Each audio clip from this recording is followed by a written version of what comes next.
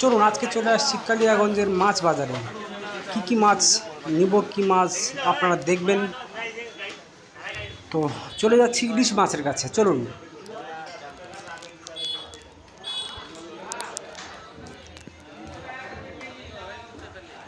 দাদা বলছি 10-12 দিন পর তো পাওয়া যাবে না?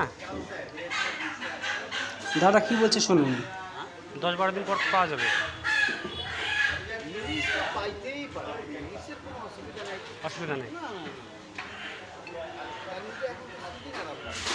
আর আমাদের হচ্ছে বালুরঘাটে, আমাদের বাড়ি হিলিতে, ওই ইলিশ মাছ নিতে আসলে বালুরঘাটে আসতে হবে। যদি একটু টাইম হেরফের হয় আর পাবেন না।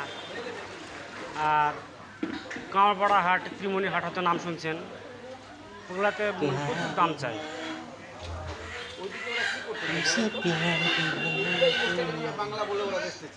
হ্যাঁ হ্যাঁ, বাংলারই বলে তো, বাংলারই বলে। কথা শুনছেন আপনি? আপনার বক্তব্য অবশ্যই জানাবেন। হ্যাঁ হ্যাঁ হ্যাঁ, এক বন্ধু চলে এসেছিল। আর এটা হচ্ছে ইন্ডিয়ান না বাংলার? এটা বাংলাটা ভিতরে আছে।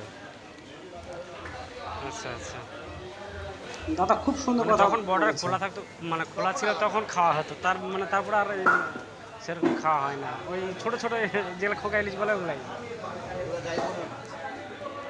হ্যাঁ ঠিক আছে, আমি আসবো 10-12 দিন পরে। এবার ওখান থেকে বেরিয়ে পড়লাম অন্য কাজে।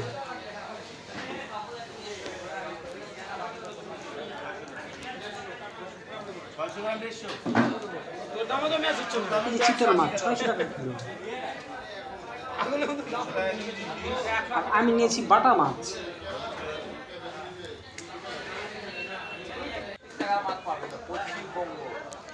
এগুলো একদম দেশি কাতলা, একটার ওজন প্রায় 4-5 কিলো। দেখতে পাচ্ছেন? এখানে হাসপাতালে ডিউটিতে নাকি? হ্যাঁ হ্যাঁ হ্যাঁ, ও এখন পাবে, ও যদি বলে তাহলে দিয়ে দেবো। 1 কেজি 700, 1 কেজি 700।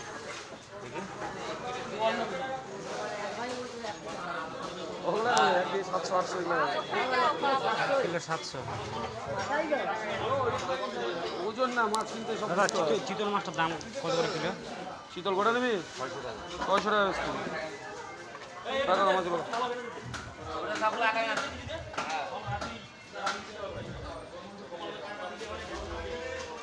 আমার মাছ নেওয়া হয়ে যাচ্ছে। এই যে মাছ দিচ্ছে আমাকে, এই যে মাছ নিলাম 425 টাকা বন্ধু। এবার ওখান থেকে বেরিয়ে পড়লাম।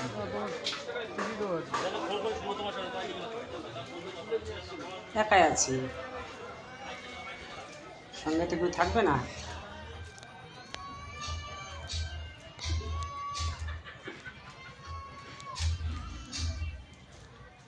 এবার বেরিয়ে যাচ্ছি, যেদিকে এসেছিলাম সেদিকে বেরিয়ে যাচ্ছি।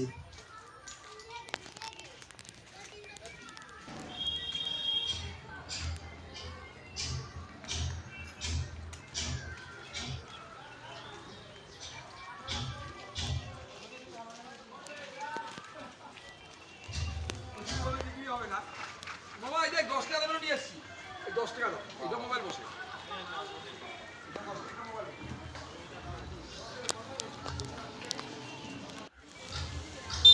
একবারে বাইরে বেরিয়ে এসে গেলাম। আর ভিডিওটা বড় করব না ভাবছি, তবু বড় হয়ে যাচ্ছে, কি করব। আকাশ মেঘলা, সারা রাত বৃষ্টি হয়েছে।